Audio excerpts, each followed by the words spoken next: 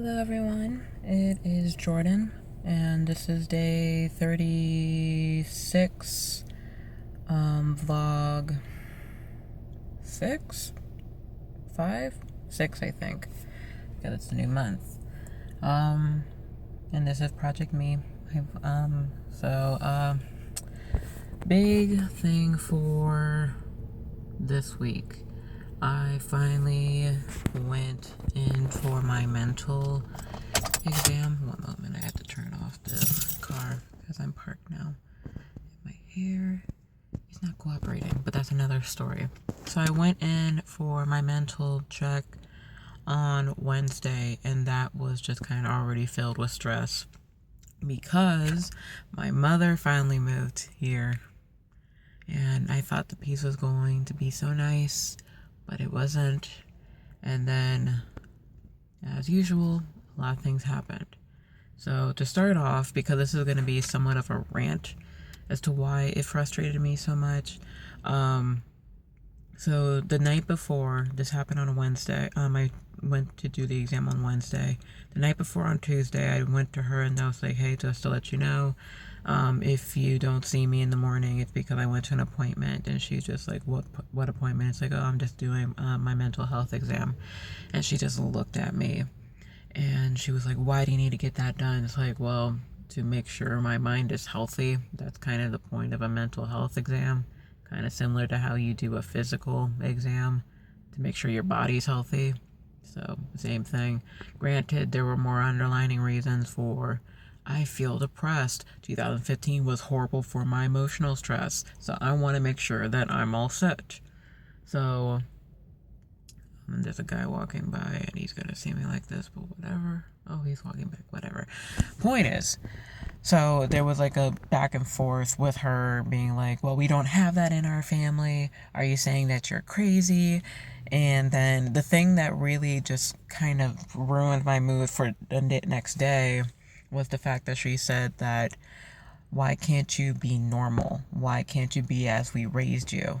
And the thing about it is, I told her what is normal, because normal people can go to therapy. They can have just stress at work. But are you saying that people who are stressed at work are not normal and they shouldn't be looking for help? But I didn't say that because I am not that type of person. Or someone who had a death in the family and they're going to therapy to to feel okay and cope. Are you saying they're not normal? Etc., etc., etc. So all these things were boggling in my mind. It's like, what is your definition of normal? It's saying that only non-normal people can go to therapy or whatever. So I went in the next day and I was told that I suffer from depression and some anxiety, but the depression was more of a bigger factor. And my reaction to the whole thing, well, she tried to make it as comical as possible, because she was just so she went over the questions, and one of the questions was went into like testing to see checking to see if you maybe have bipolar or schizophrenia. And she got to the questions of do you hear voices? And my response was, well, I create kind of voices, but they kind of have their own type of mindset. Not like a split personality type of thing, but like I hear stuff, but not like really distinct voices. And she's like, oh, that's something that I see a lot with creative, right? Like creative people. It's like, well, I majored in creative writing. It's like, oh, that makes sense then. Well, good news is you're not bipolar or schizophrenic. You're just a very sensitive creative writer, and you also you also have depression. You have a lot of signs of it, so we need to make sure to keep that in check. And then anxiety as well. And then she went over all the, I guess, triggers of it, and it's, my need to always please people, how I need to, my fear of how people think about me, and surprise, surprise, my mother. So when I heard that, my first thought was, it's a relief, because for a very long time, especially during my with through my phase in high school with self-mutilation, I thought a part of me was thinking I was just doing this for attention, and that I'm just overthinking it, or um, I'm too very weak, and I'm not adjusting to things as I should. So being told that, if I feel like everything makes a bit more sense.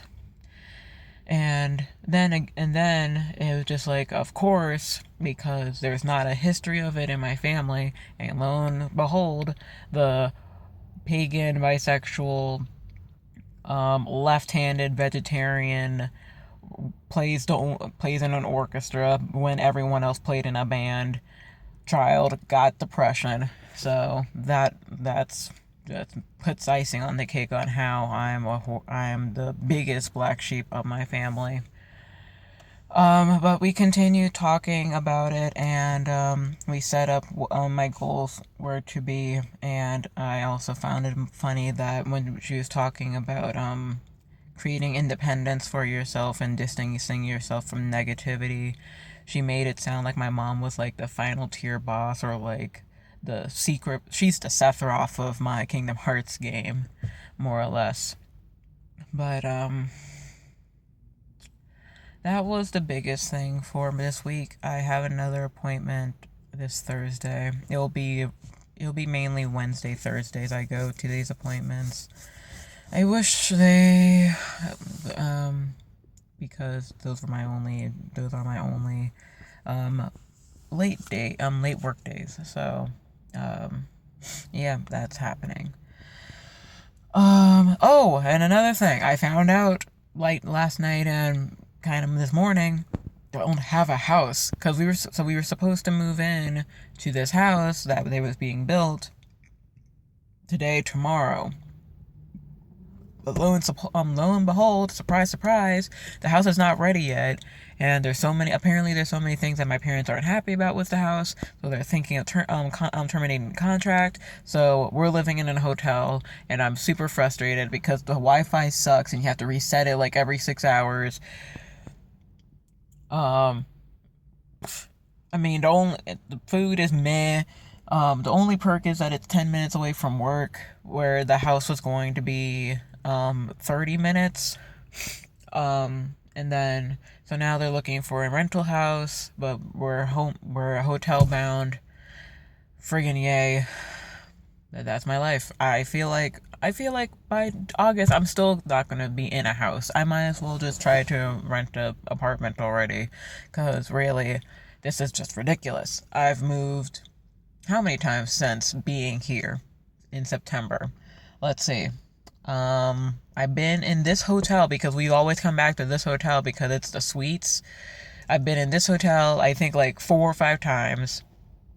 And then we've moved to either apartments or condos or vacation homes for, like, I think we moved in between those 3 or 4 times. So this is like the ninth move, and this was going to be the final move until apparently until I get kicked out to find an apartment.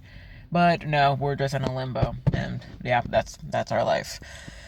Yeah, this video is very long, so I'm gonna end it here.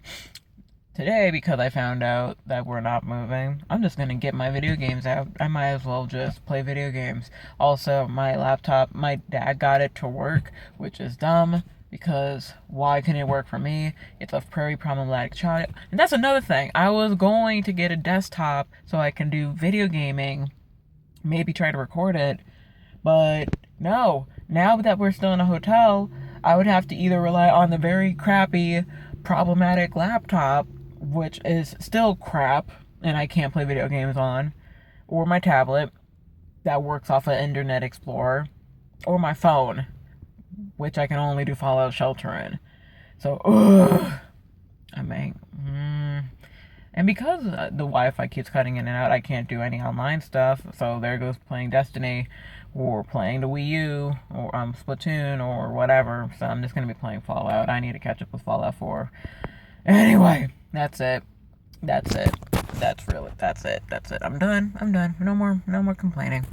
Anyway, I'm gonna try to enjoy my weekend. Oh, I'm going to a thing because I'm trying to find classes on like the aerial silks, like the silky thing that circus people or acrobatic people do, or pole dancing. Because I'm still want to try that.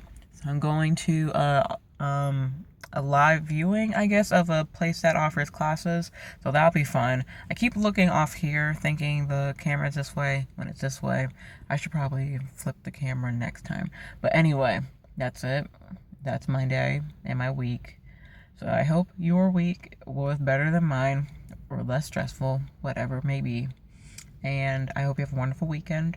And remember that you're flawless, but not as flawless as me. And Mama loves you.